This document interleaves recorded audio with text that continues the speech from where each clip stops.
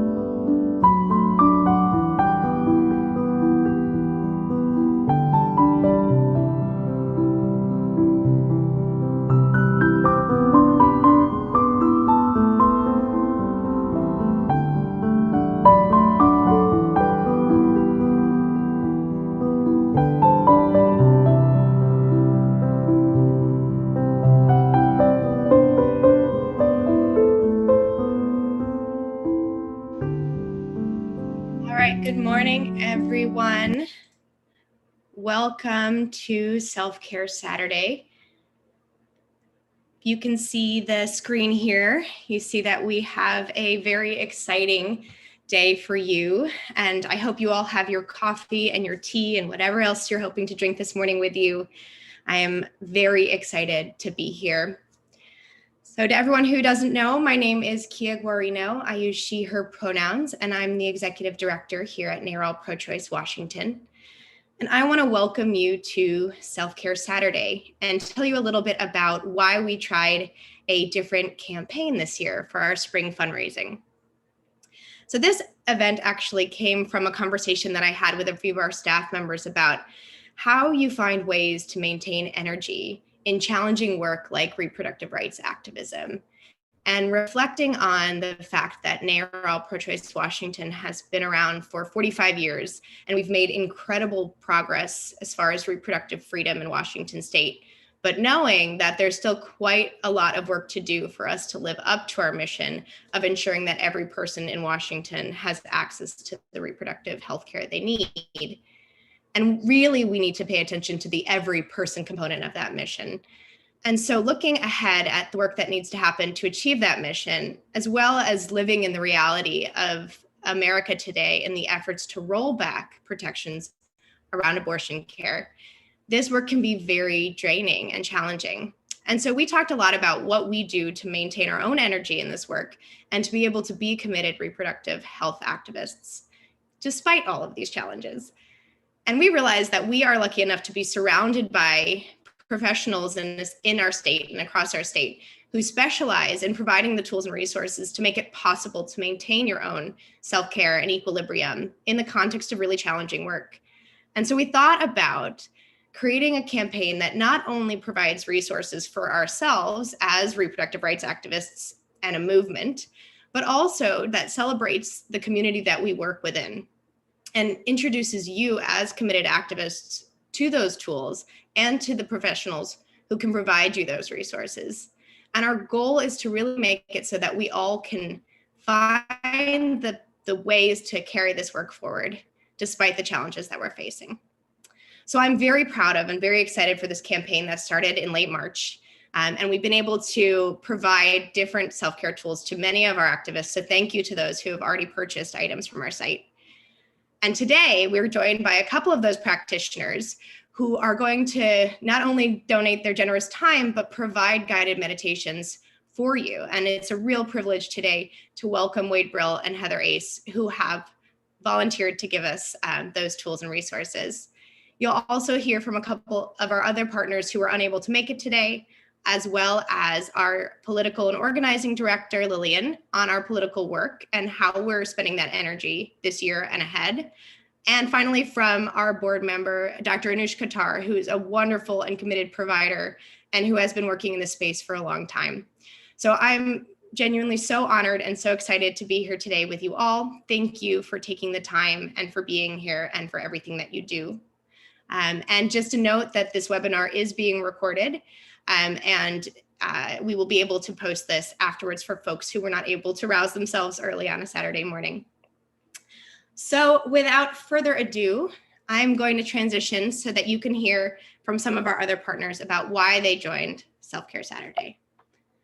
As a note, the next video has quiet volume, so I encourage you to turn up your volume and listen closely to Rosie, as she's a wonderful person to hear from.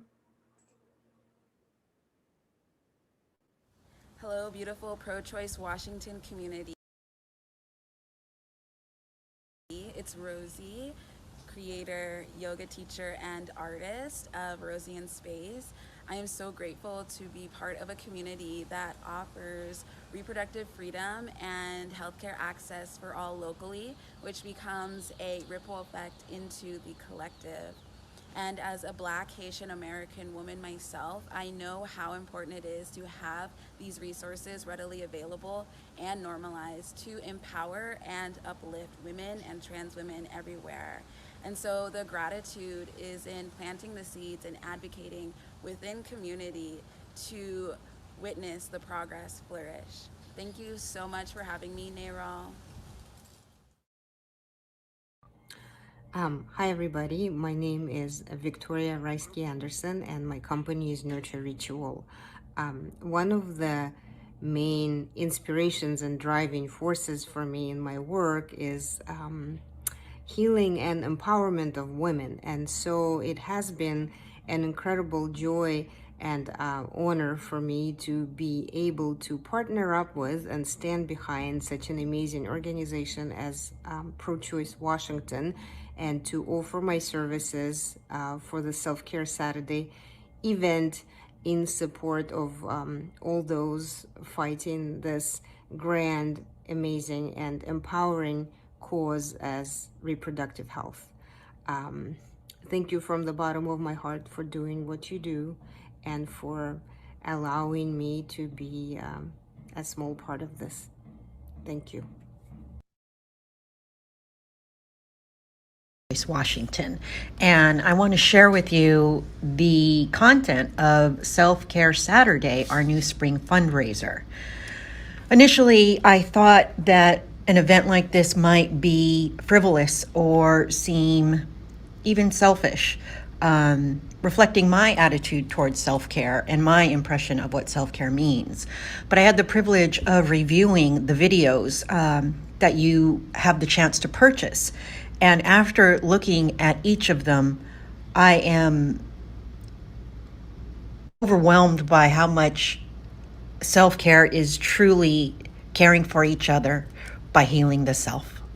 And if you're not familiar with that concept, I invite you to purchase one of these videos for yourself or a friend and dip into what self-care means for you, whether it's thinking about healing through your nutrition and how you eat, through movement of the body, or through exploration of your own self and your inner world through journaling. They're all wonderful practitioners who have a lot to offer you in terms of your own healing as we continue to face gendered and racialized hostility and violence out in the world.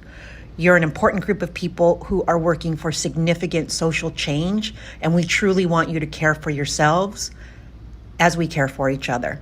So I hope you take a look at the offerings we have as we partner with local businesses that are owned by women and people of color, and as we all help each other become better and persevere and move forward.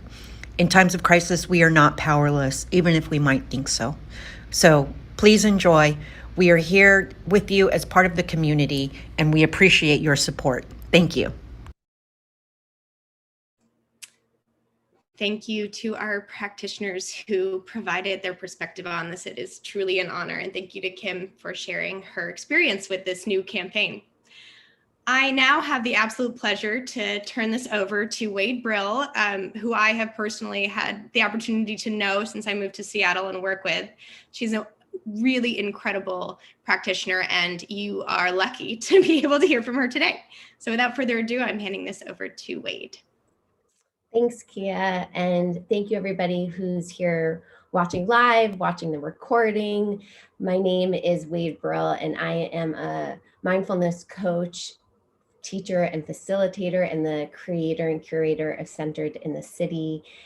And we are here today because we get to settle and simmer into some self-care. We get to give ourselves full permission to practice self-care. And as Kim was alluding to in her beautiful video and words, we get to practice self-care so that we can practice community care, because we can't do this activism work without making sure that we are filling our own cups, because we can't give from an empty cup. So it's our responsibility to practice self-care, and that self-care is not selfish, and that it is smart, and that it fills our cup, it recharges our batteries so that we can take action in this world and work to make this world a better place, especially with reproductive rights and freedom and health.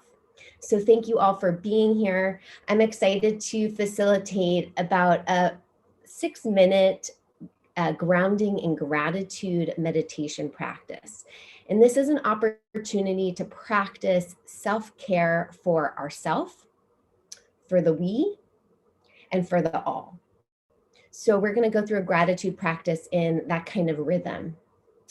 And I welcome you to get comfortable. You know, this is part of self-care right here, right now, is tuning into yourself and noticing what is your need right now? Do you want to lie down? Do you want to sit up? Do you want to do this meditation while walking or standing? So just tune in and listen to your own body's wisdom. And as you find a comfortable posture to settle into, just begin to find your breath. I'm going to close my eyes. If you want to keep your eyes open with a soft gaze, that also works. And just take a moment to feel your physical body in this moment. Just feeling yourself right here, right now. And turning your attention to the breath and breathing in the gift of life on the inhale. Really filling yourself up, filling up that cup. And breathing out your contribution, what you get to give to this world. Breathing in, filling up your cup, receiving the gift of life, and exhaling your contribution. And just doing a few more of those breath cycles on your own rhythm. And just notice if the physical body can soften. It can create a little bit more ease.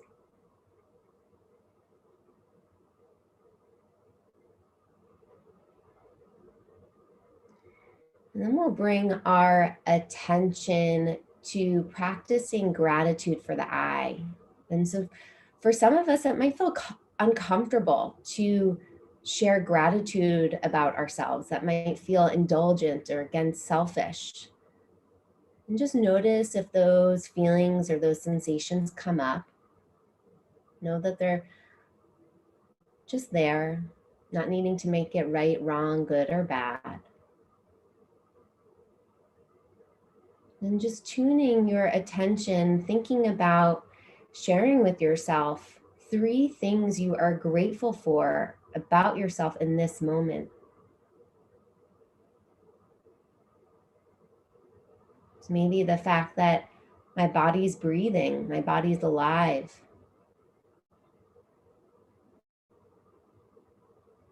I'm grateful for my morning cup of coffee or tea.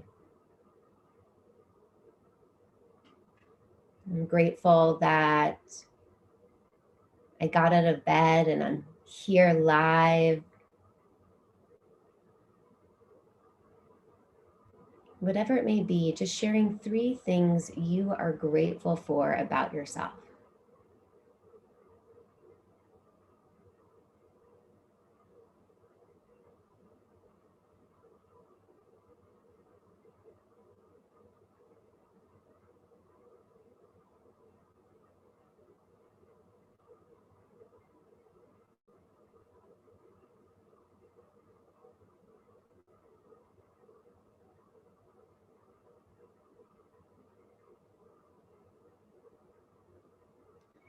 And then we'll expand this lens of gratitude to the we. So we meaning each other, community. And so taking this moment to think about and share 3 things you are grateful for about the we.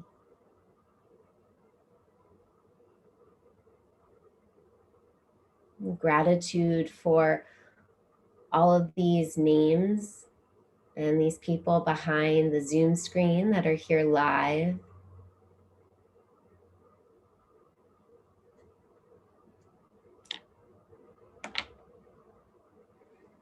Maybe gratitude for a friend that shared this event with us, that connected us to this beautiful community.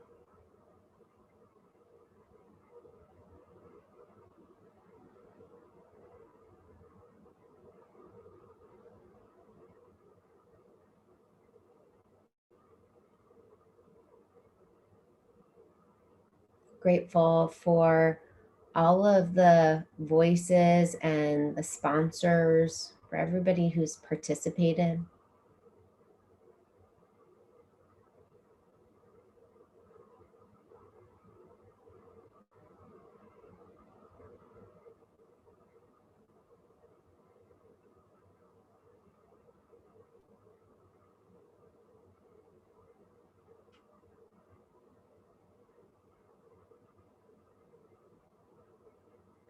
And then we'll expand that lens of gratitude a little bit wider, and we'll connect to the all.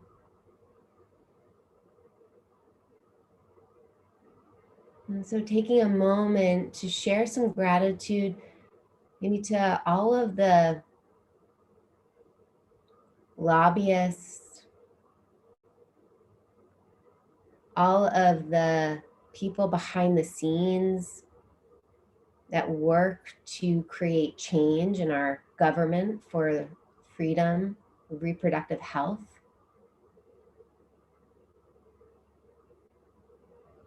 Maybe sharing gratitude for any woman who has had the ability to receive the support they need, support they want.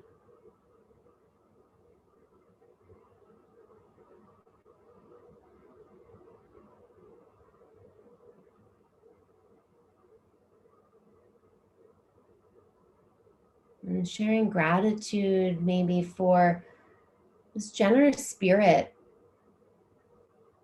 everybody who is working towards creating more reproductive freedom and health around the world.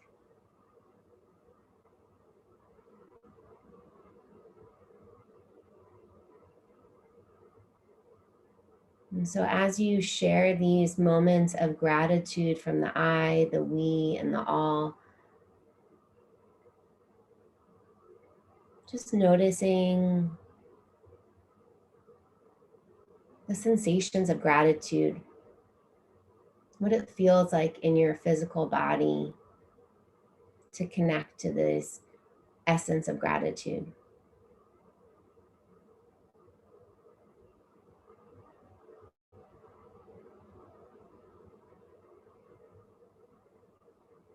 And gently just bringing your attention back into your physical posture wherever you are.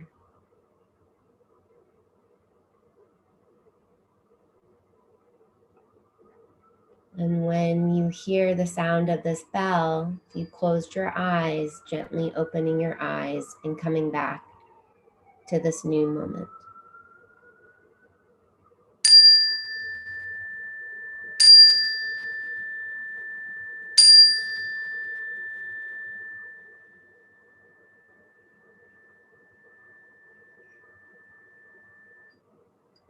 Thank you all for grounding in gratitude with me, with each other, with this space. And may your cup be filled to the brim so that we can continue to work and create a more equitable and healthy world. Thanks so much. Thank you, Wade.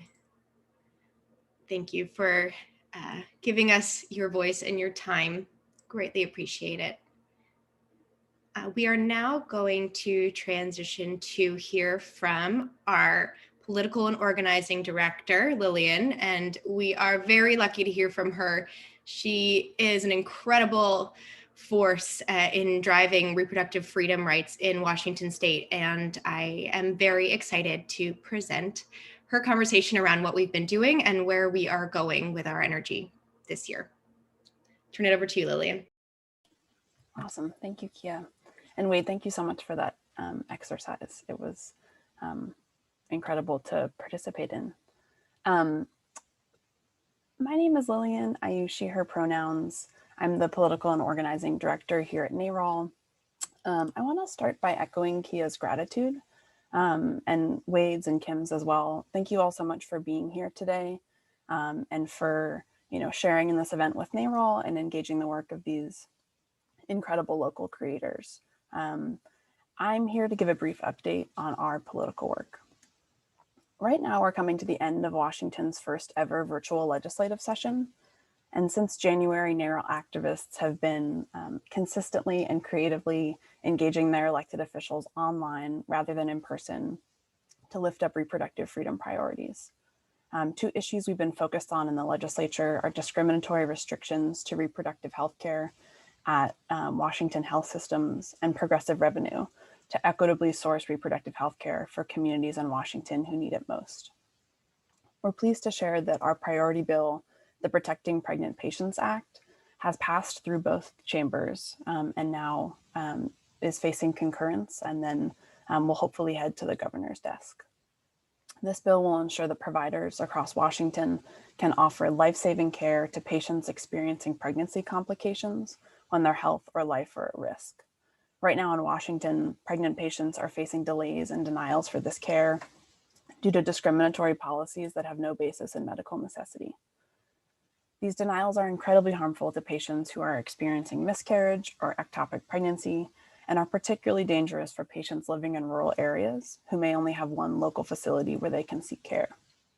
They're also particularly dangerous for folks with limited incomes, for whom traveling long distances may pose insurmountable barriers to care. This bill will be a critical step to ensuring all patients in Washington can get the care they need at their local hospital, regardless of where they live. Our second priority is progressive revenue. Washington has the most regressive tax code in the country, where low-income families pay 6 times more of their income in taxes than the wealthiest few. Not only is this deeply unfair, but it directly impacts our ability to invest in reproductive health care and other shared priorities, like affordable healthcare, good schools, and quality transportation. For example, coming out of the last recession, Washington State cut the maternity support services budget by $23 million, and 49 family planning agencies lost funding, resulting in 46,000 patients losing access to reproductive health services. We're thrilled that 2 priority bills related to progressive revenue, a capital gains tax and a working families tax credit, have been moving through the legislature and were included in the House and Senate proposed budgets. It is vital that our legislators include these in the final budget and take this first step to fixing our upside down tax code, which disproportionately burdens and leads to the under-resourcing of low-income families, many of whom are Black, Brown, and Indigenous people of color. To shout out our activists, your work this session has been truly incredible. We kicked off this year with Reproductive Freedom Advocacy Week, where NARAL activist leaders trained fellow members on how to lobby and scheduled meetings directly with their legislators. In total, NARAL activists met with 55 state legislators on priority bills before policy committee cutoff, which is just 3 weeks into legislative session. And in the weeks following, activists have kept up that pressure online, taking advantage of virtual hearing sign-ins, sharing testimonials, and sending weekly emails to their lawmakers on priority issues. In total, we've had activists contact their legislators from nearly 90% of the districts across Washington. As we head into spring, we're preparing for upcoming municipal elections and laying the groundwork for the 2022 legislative session. Hundreds of municipal seats are up for election this year, and we're working hard to make informed choices about where we allocate our spending and our field efforts. We'll be focusing on cities and counties where the barriers to reproductive freedom are most significant, and where we can partner with champion candidates who will help shift local power on the ground on reproductive freedom for years to come. We also know that the Protecting Pregnant Patients Act is just a critical first step, and there's so much more work to be done. Next session, we're looking to pass legislation that will create a system for public oversight to ensure future health system consolidations do not result in the reduced affordability or availability of existing services. Right now in Washington, over 50% of our hospital beds are impacted by discriminatory restrictions to reproductive, gender-affirming, and end-of-life care. We'll be working with our activists, our partners, candidates, and elected leaders to ensure future consolidations do not come at the expense of patient care. This year has also fundamentally been shaped by the Black Lives Matter movement. I want to express gratitude to the BIPOC organizers across the country who have been organizing to end state-sanctioned violence against Black families, and to name and address the explicit harm caused by generations of white supremacist policy and practice in this country. Their organizing has been a wake-up call for white Americans across the country, and a call-in for organizations like NARAL Pro-Choice Washington to center racial equity in our work. In the last few weeks alone, we've seen the murder of 8 service workers in Atlanta, 6 of whom were Asian women, targeted by a white male shooter who was fueled by misogyny, white supremacy, and anti-Asian rhetoric from high-level leaders. We're also witnessing the public trial of Derek Chauvin, George Floyd's murderer, and a system that has repeatedly failed to deliver justice to victims and families of police violence.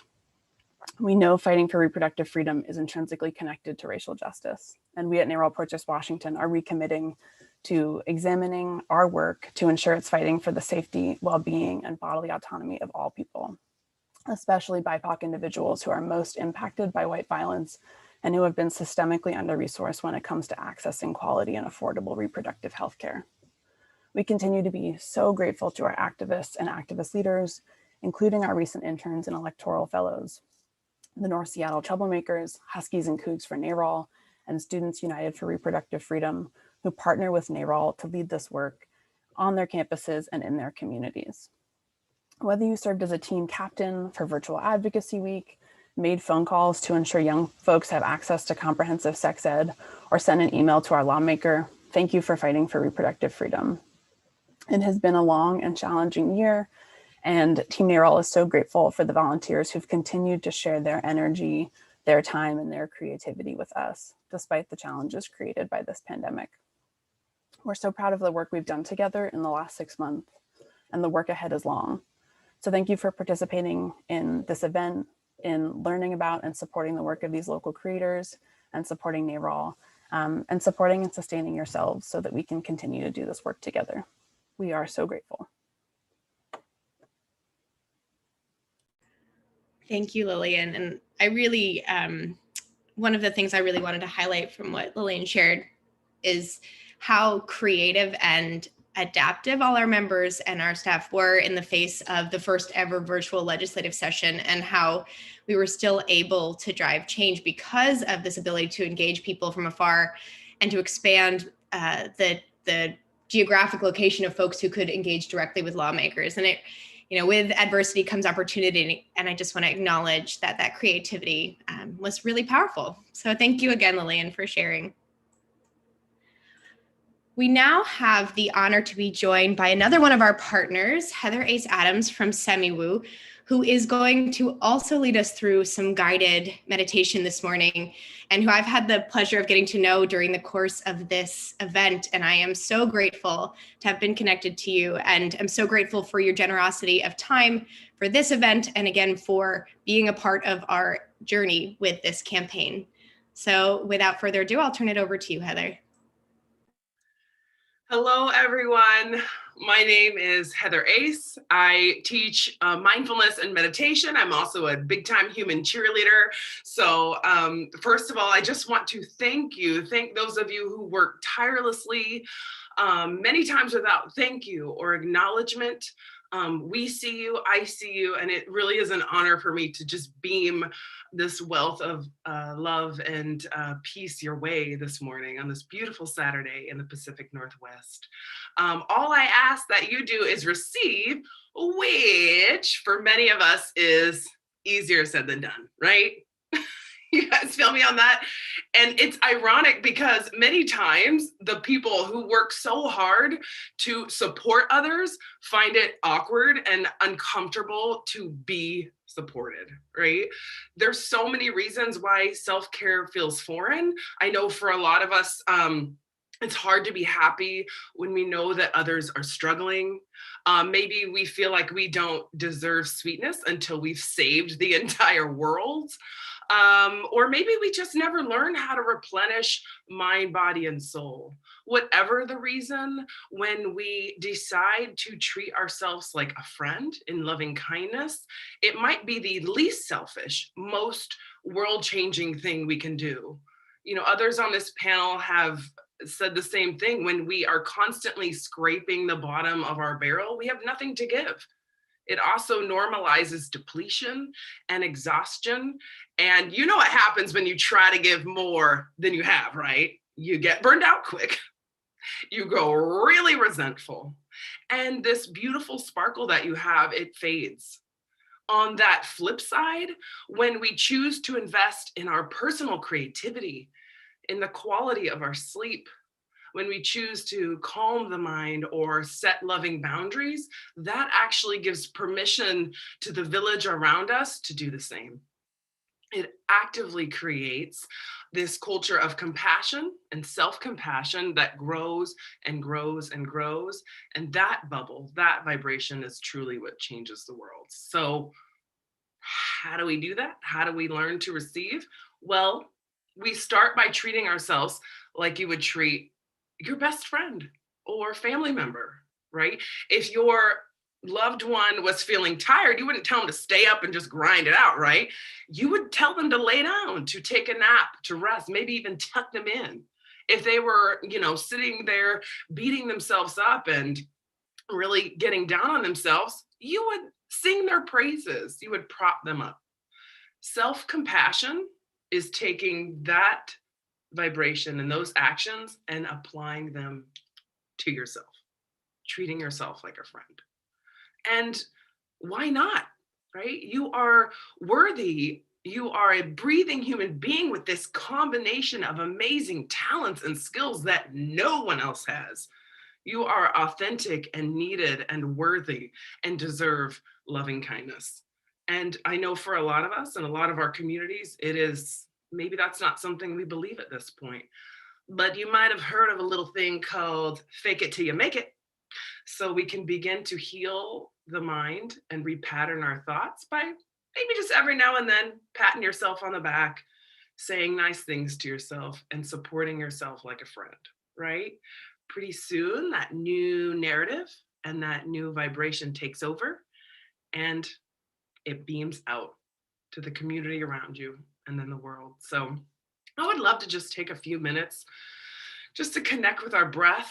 When we stay connected to our breath, we are in the present moment. And it's in the present moment that our mind, body, and soul is allowed to let go of the things that no longer serve us. The present moment is a little safe haven, a non-judgmental home for us to be in, to let our traumas, our fears, our hurts unspool, fade away, so we can replace them with great vibrations that can support the work that y'all are doing. So if you will, find a comfortable seat. I have a backrest here, love it. It supports my straight spine. Feel your bum as it starts to kind of ground down into your seat. I ask you to fade the eyes closed.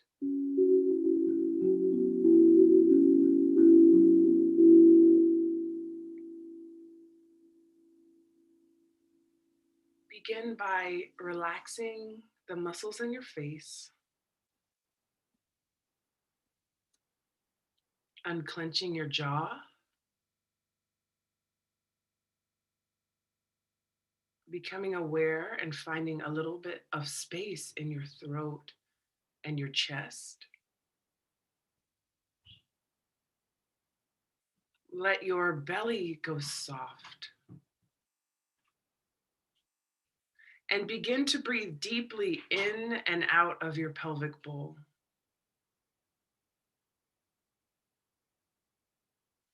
Feel your belly expand with air in all directions, like you're touching a hula hoop. And then feel your belly as you breathe out and it depletes.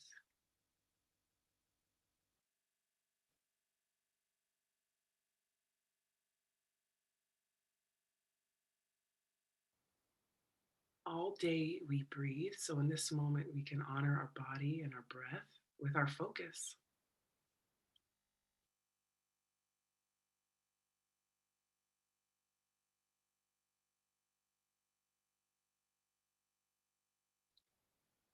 In this moment, our breath in is an energizing fresh wind. We absorb that fresh wind as you breathe in. And as you breathe out, allow your body to let go of anything you don't need anymore, any old stories.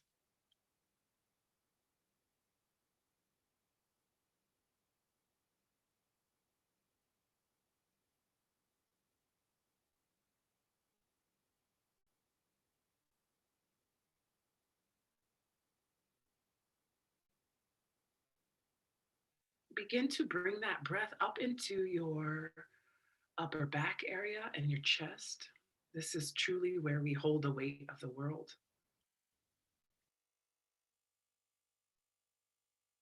On your next breath out, very slowly and luxuriously, tilt the head to the right, stopping where it feels natural, and begin to engage with this stretch on the left side of your neck.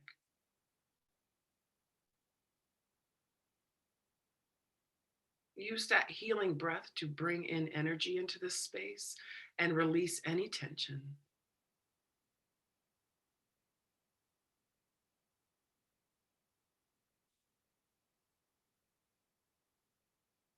And on the next breath in, we come back to center. We pause and we just note the sensations.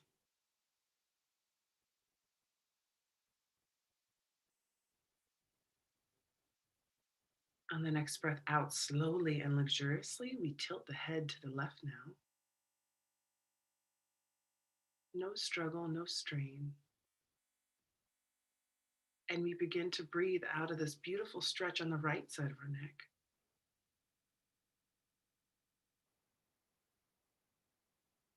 Absorbing calm, releasing tension.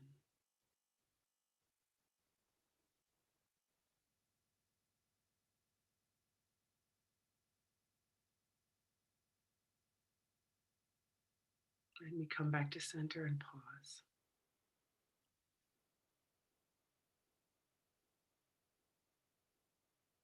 Slowly and mindfully tilt the head forward, bringing chin to chest, feeling every sensation as you lower your head.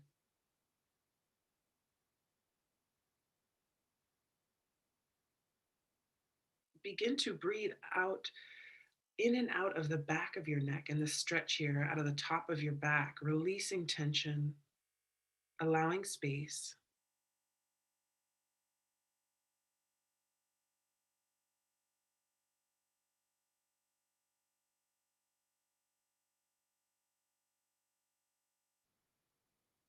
And on the next breath, we come back to center.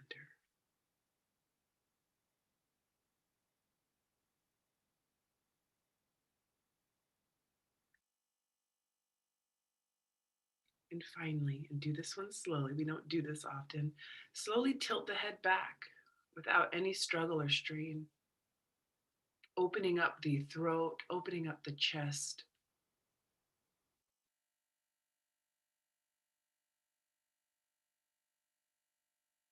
Breathe out any limiting beliefs, especially ones around where you feel like you haven't been able to be authentic, where you feel like you aren't heard, where you feel like you haven't been understood.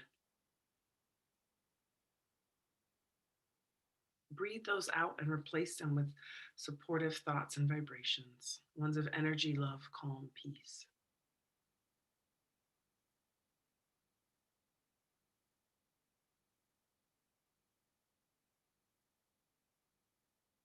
And on the next breath in, we come back to center and we float down through the heart center, through the belly, and into that pelvic bowl once again, feeling ourselves breathe out and breathe in.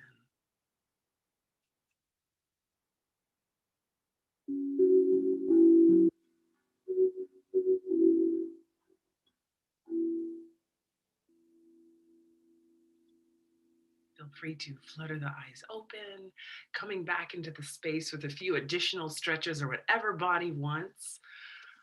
Again, my name is Heather Ace, and it's been such a pleasure to breathe with you today. Thank you, NARAL, for all that you do in our communities and for us. I am so hopeful and excited for the future because I know warriors like y'all are out there doing it in the grind. So take care of yourselves, treat yourselves like a friend because we need you. Thanks a lot, everyone. Thank you, Heather. That was so needed. I don't know how everyone else feels, but I feel very relaxed, which is an unusual feeling in the middle of an event. So thank you so much. Our next speaker, we are going to be joined by our incredible board member, Dr. Anuj Khattar, who is both a medical provider and a longtime activist and supporter of this work. He's going to tell us a little bit about his reflections on this work in the year ahead and wrap us up today. I'll turn it over to you. Good morning, everyone. Or, yeah, I guess it's morning still. Who knows? After all this relaxation, it feels like I'm ready to go to bed. So my name is Anuj Khattar. I'm a family medicine physician and abortion provider, and I work not only in the state of Washington, but I also travel to some states in the South. So this year has been particularly interesting for me, as well as the rest of this country. There have been obviously some challenges related to COVID-19, but as you've been following the news, there's also a lot of racism happening in the world that's very overt at the moment, and that's quite challenging as well. So I'm glad we have these tools and exercises to help ground us in the work that we need to do to move forward. Some of the not obvious challenges for people who live in the state of Washington around abortion care have to do with a lot of the restrictions that are in place in other states. And with the COVID pandemic, we've seen how fragile our medical systems are and our healthcare systems are.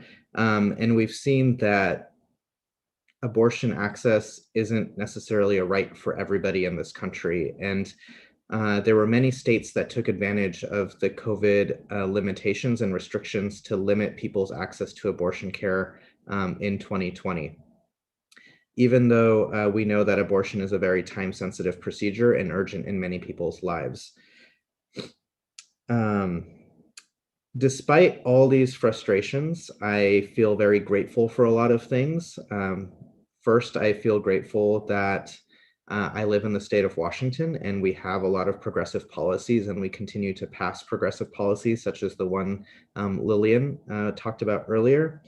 I'm glad that we live in a state that believes mostly facts, data, and science.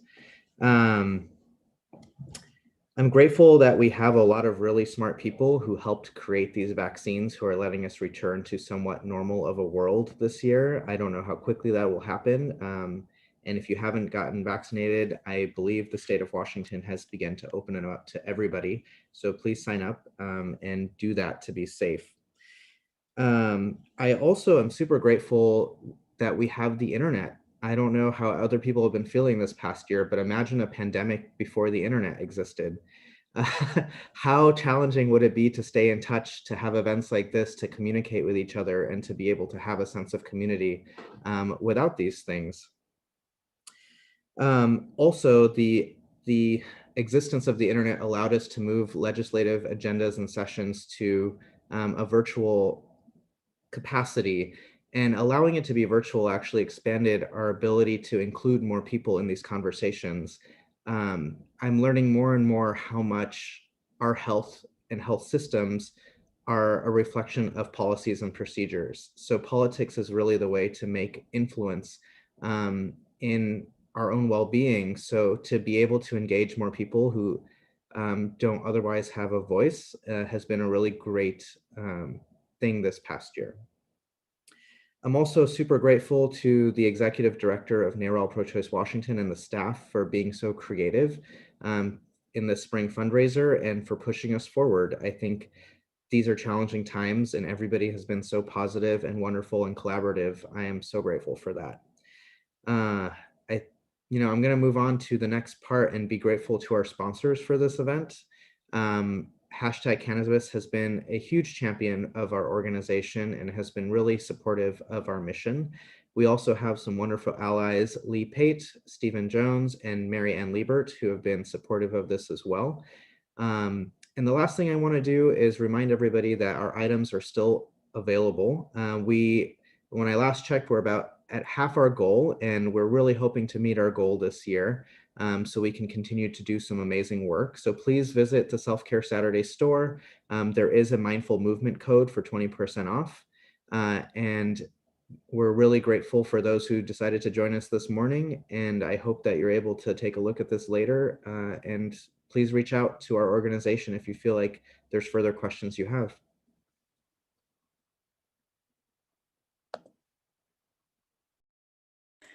Thank you so much, Anuj, for your work and your support and doing the work of being a provider, even in the face of all those challenges. And I really appreciate all of your gratitude and the reminder that we do live in a place that does value healthcare and we are able to provide support If not perfectly, we at least have a base on which and a foundation on which to build our work and to maintain the positivity around the future of reproductive freedom in Washington.